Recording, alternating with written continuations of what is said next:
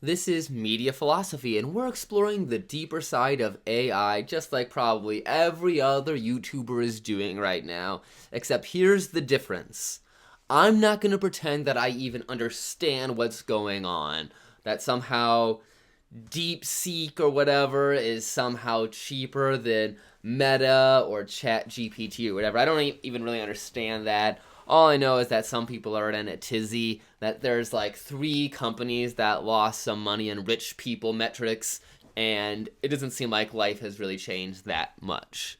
Now, on the surface, that's my take. There's probably much more going on behind the scenes.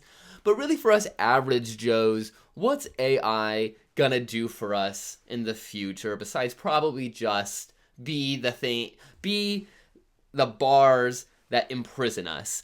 Because when you think about how so many rich people are pouring billions of dollars into these services, in the 19th century or whatever, those millionaires would want to put money into like public projects, booster their image or whatever. But I don't really think that's going to happen anymore. We're past that stage. Billionaires, trillionaires are putting money into AI for the mass surveillance. I mean, that's where my mind goes. I just did a whole video series yesterday talking about conspiracy theories, and here I go. I am sucked in as well. I am been infected. But really, if you're going to have this technology, there's only a few things you're going to be able to really do with AI. Some clerical work, apparently artistic endeavors, who would have thought, and surveillance. I remember just the other week I was shopping and I went to the self-checkout and I forgot to scan a bag of potatoes. And in the past I'd be like, oh well, whatever. Things happen.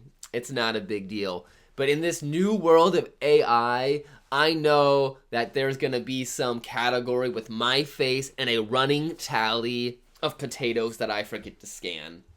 And I know 15 years from now, 25 years from now, because apparently there will be no statute of limitations for these sort of things, one day I will forget to count how many limes I actually have in my bag, and boom, 25 to life. That never happened in the past. Before AI, but in the pre-AI days, it would just be some store security manager with some spreadsheet, I bet. But nowadays, it's too sophisticated. And again, that's just where it really seems like it's gonna go towards. Now, what I would really like it to be is keep pushing it in the creative keep pushing it creatively. I know there's a lot of artists out there that might get upset with so-called AI artists. I believe that's a weird word. AI image prompt generate experts, maybe. I don't know. Might be a better term for them. But I know there are a lot of artists who are upset at AI art, which makes sense because this art is probably something they put a lot of time into, develop their own craft, and now what used to prohibit such fantastic works of art, which was skill, has now been replaced with the ability to just type a prompt. And I get why that can be upsetting for someone who's trained so hard, but you have to remember that, one, when it comes to physical media, they're still going to be limited. I'm sure maybe 20 years from now, from when robotics meets AI, then we'll actually start seeing some crazy painting robots and whatnot based on prompts. But for now, physical media is pretty protected, whether it's painting, sculptures, whatever. So there's no really replacing, your hand. And when it comes to digital art, it's hard to be intentional with AI art. Unless you're an expert at prompts and you buy one of those monthly subscriptions that give you unlimited images, it's really hard to get exactly what you want, or just a really high quality image that's more or less what you're looking for. You have to do a lot of trial and error. You have to really understand how the AI works. And it's going to cost probably some money or some annoyance of like making 1,000,000 accounts, whatever. But even that's going to have limitations. Whereas if you know how to use Photoshop, if you know the basics of drawing, you're going to be able to get that result yourself. Now, 2D graphics are pretty easy. You have 1,000,000 of training opportunities available to you online. But where I would really love to see AI get a little bit of a boost is its video making capabilities. As someone whose dream it is to make a movie, let's be real, the cost of actually producing something of like a 90-minute long film is pretty prohibitive. I mean, entertainment in general has always been gatekept by price, by location of where sets were and whatnot. The nice thing about social media, a lot of that has been lowered with things like iPhones, really high quality microphones available to a lot of people.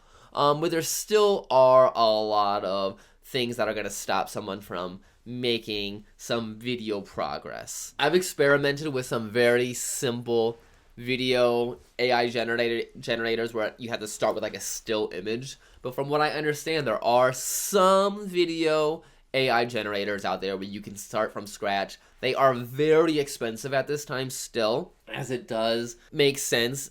Actually generating video footage is probably, like I said, takes a lot more effort than it is to create a still image. But when that gets off to the races, oh my god, it's gonna be probably chaos for a while, because it is just so much fun to just type in some prompt on like Meta AI and get this really fun cartoony image, graphic image or whatever. I mean, there's something in our monkey brains that equate generating AI, generating videos, whatever, as actually doing it and actually creating it and being like, I made this. It does kind of give the same little dopamine hit somewhat. But I've just seen like a lot of kids have a blast with things like AI image generators to make it think that while a lot of adults are freaking out, it's funny, it's ultimately gonna be how the kids who grow up with this technology shape it. That's always the ones who ultimately dictate the new trends and whatnot. That is, if the intent of AI is to actually try to make society better, is to give keys to the candy factory to all the people so they can try to write their novels, code their games, film their movies, whatever, AI could be sold as one of the capabilities to allow anybody to achieve their dream. And as somebody who wants to engage in creative activities, that appeals so much to me. But I can't deny that all of this is probably just speed running towards the inevitable 1984 end of the world, where there's just a bunch of people in charge, but now it's, instead of a mass surveillance state, it's going to be a mass AI surveillance state. And that probably sounds like I am jumping to conclusions, which I probably am, but it just seems like human nature would lead me to believe that someone like Elon Musk, if given the chance to secure his dynasty, would set up some AI totalitarian system to ensure complete power for generations to come. Yeah, I think I'd put money on that, opposed to the utopia, the creative utopia. That's probably why Meta and all the other tech bros in Silicon Valley are freaking out, because instead of their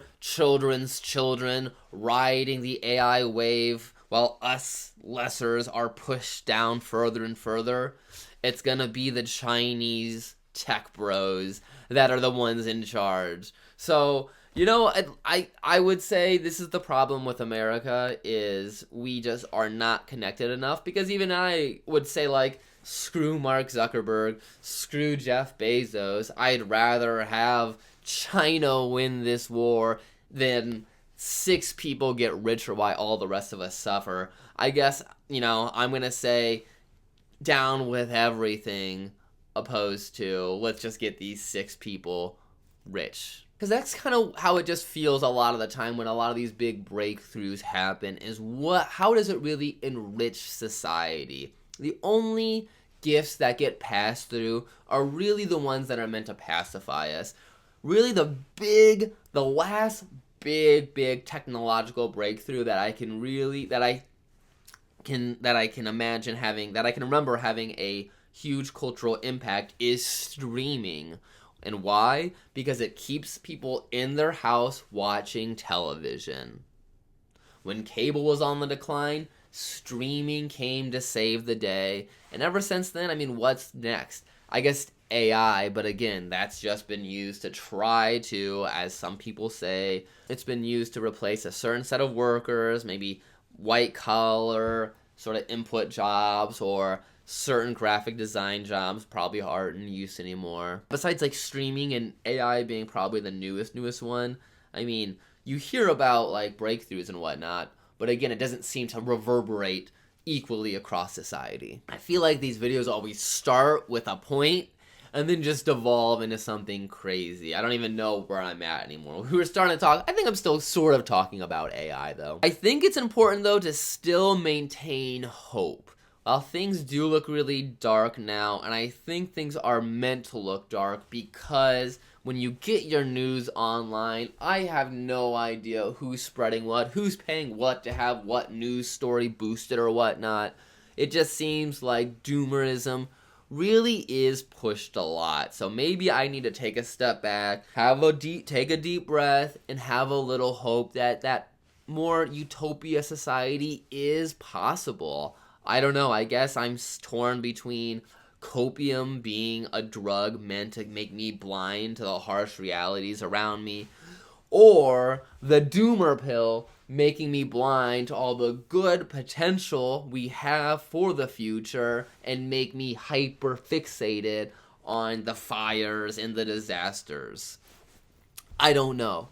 Because maybe with a mixture between robotics and AI, we can achieve some sort of post-scarcity society. But even if we do achieve a post-scarcity society, I think it is impossible to get a world of pure equality. And I think that's just maybe the selling point that we need to use, to get our foot in the door for these sort of endeavors. We'll keep the classism, just make sure there's no scarcity. Sure, you can have the Donald Trumps and the Elon Musks of the world still lording over us, still telling us how cool they are, whatever.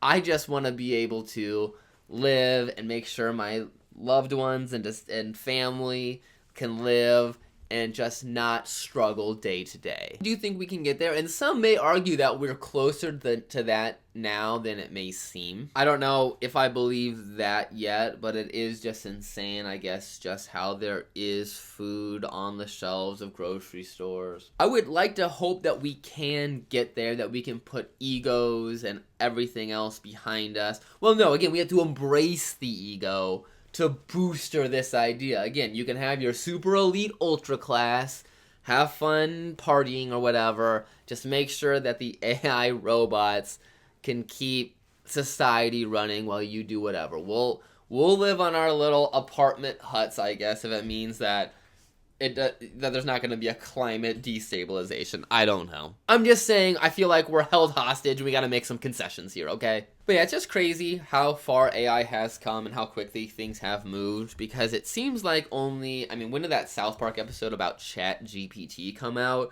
Because I feel like really ChatGPT was only a thing for like a year before that episode came out. I mean, it was probably a little bit longer than that. But still, I mean, it's only been probably like 3 years since AI's really graced the world. And it's insane just in terms of image quality generation, how much it's gotten better. And I would say that's the real test, because there's been chatbots forever that have been pretty convincing and whatnot.